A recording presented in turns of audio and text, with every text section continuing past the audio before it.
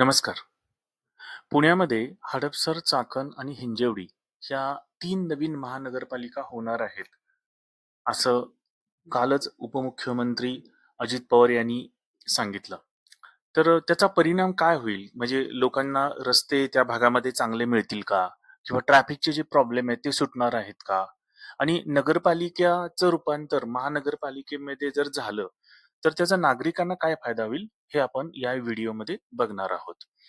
तर जे कोणी आज पहिल्यांदा आपल्या YouTube चॅनलवर व्हिजिट केले, त्यांना रिक्वेस्ट आहे की चॅनलला सबस्क्राईब करा. आमच्या चॅनलवर महत्त्वाच्या टॉपिकवर तुम्हाला नेहमी व्हिडिओ बघायला मिळतील. महाराष्ट्र राज्यातील ज्या शहरांची लोकसंख्या 3 लाख किंवा त्याच्यापेक्षा जास्त असते, त्या शहरामध्ये स्थानिक प्रशासन बघण्यासाठी महानगरपालिका असते. या महानगरपालिकेच्या 4 श्रेणी आहेत. अ, ब, क आणि डी.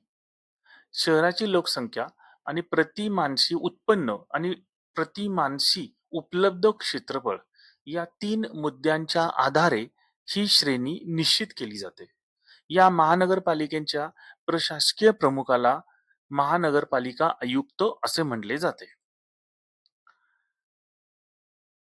आता आपण बघूया नगरपालिकेचं.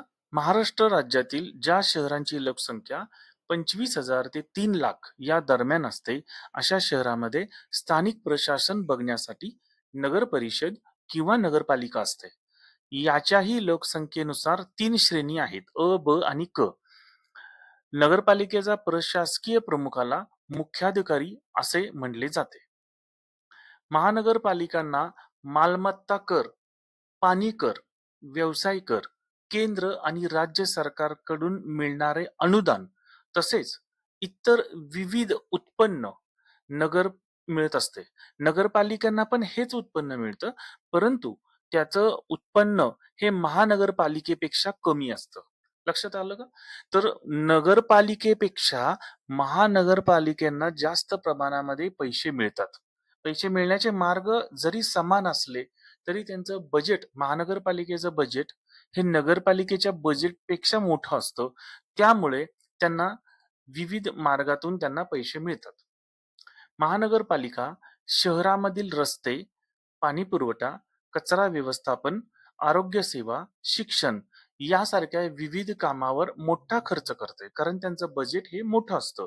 नगरपालिका देखील याच सुविधा पुरवतात, परंतु त्यांचं बजेट तुलनेनं छोटं असल्यामुळे त्यांचा खर्चही कमी असतो.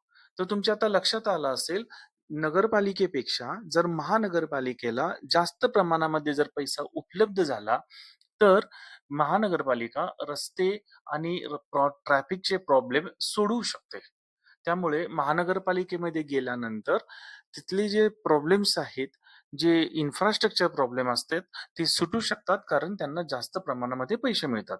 परंतु याचा तोटा पण असा असतो, नगरपालिकेमध्ये जे टॅक्सेशन असतं, जे सामान्य लोकांना जे टॅक्स असतात, त्याच्यापेक्षा महानगरपालिकेमध्ये जास्त टॅक्स द्यावा लागतो. व्हिडिओ शेवटपर्यंत पाहिल्याबद्दल धन्यवाद. Thank you very much.